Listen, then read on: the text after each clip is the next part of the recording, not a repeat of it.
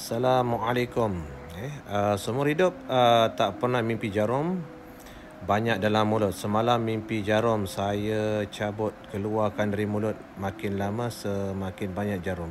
Okay, Allahumma salli ala Sayyidina Muhammad. Okey, di antara tanda mimpi-mimpi seseorang terkena santau adalah mimpi muntahkan jarum.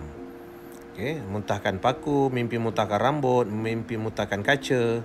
Ini adalah ciri-ciri atau isyarat-isyarat mimpi yang kita disantau.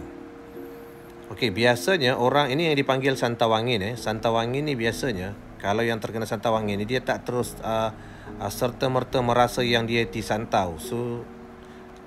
Tapi ambil sedikit masa, dia bermula dengan simptom-simptom batuk, batuk berpanjangan.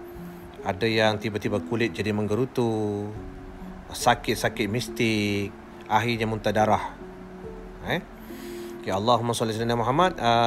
Jadi kalaulah bermimpi sedemikian, tengok kalau dah mula ada simptom.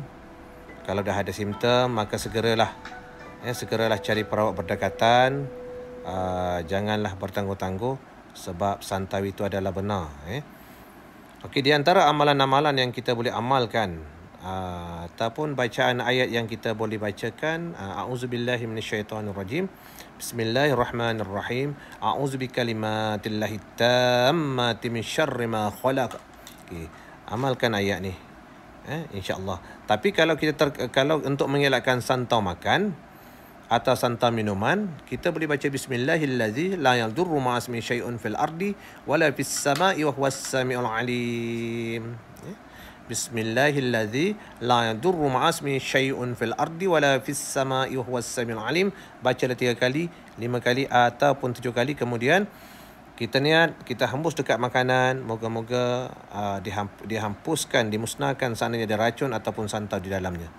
Bahkan ada yang terkena gangguan santau ni, yang disantau ni, kalau X-ray boleh nampak jarum tu ada dalam tubuh badan dia.